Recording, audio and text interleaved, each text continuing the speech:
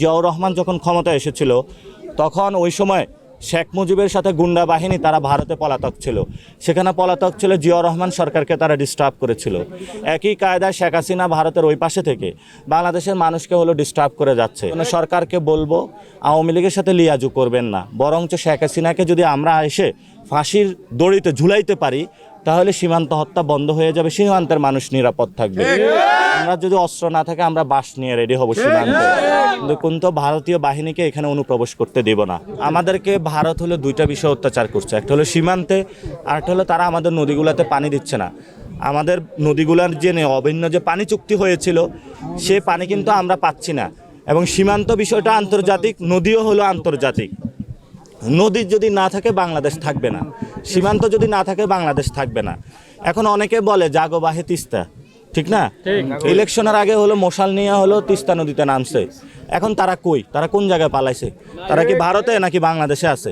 এবং আপনি বলবেন যে জাতীয়তাবাদী মানে কি? বাংলাদেশের পক্ষে শক্তিయుত। তো এগুলো ভুয়া জাতীয়তাবাদী, যারা বাংলাদেশকে ধারণ করে না। জাগো বাহে তিস্তা ভোটের জন্য বলে, নদীতে আসলে পানি আসে না এবং তারা সেটার জন্য শক্তি দাঁড়ায় না। তো আমরা তাদেরকে বলবো যে ভাই আসেন, আপনি যেটা বলেছেন ভোটের আগে সেটাতে আসেন, যাতে নদীতে পানি আসে।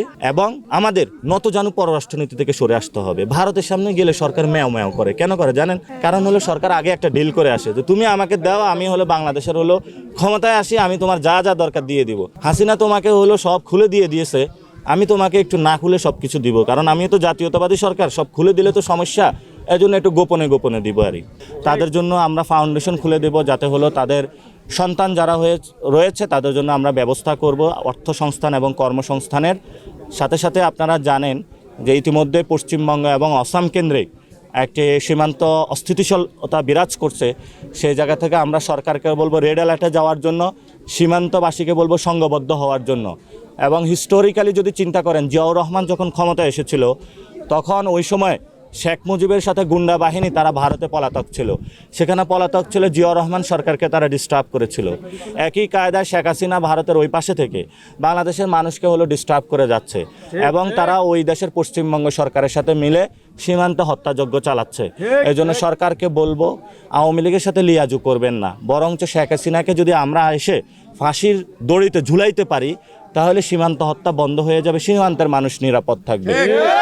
এই জন্য আমরা সরকারকে আহ্বান জানাবো। আমরা বলেছিলাম সরকার নিশ্চুপ থাকতেছে। স্বরাষ্ট্রমন্ত্রী যিনি আছে ওনার সীমান্ত হত্যা যদি হয় ওনার পদত্যাগ করা উচিত। উনি যদি সীমান্ত হত্যা বন্ধ না হলে আমাদেরকে দায়িত্ব দেখ, আমরা সীমান্ত হত্যা বন্ধ করবো ইনশাআল্লাহ।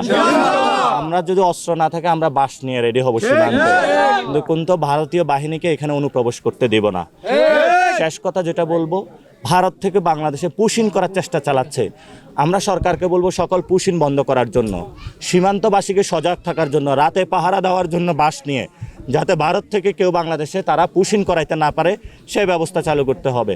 এমনি আমরা রোহিঙ্গাদের একটা ঝামেলায় আছি, নতুন করে আমরা আর কোনো ঝামেলা চাচ্ছি না, এবং আমাদের সার্বভৌমত্ব রক্ষা করতে হবে সর্বোপরি।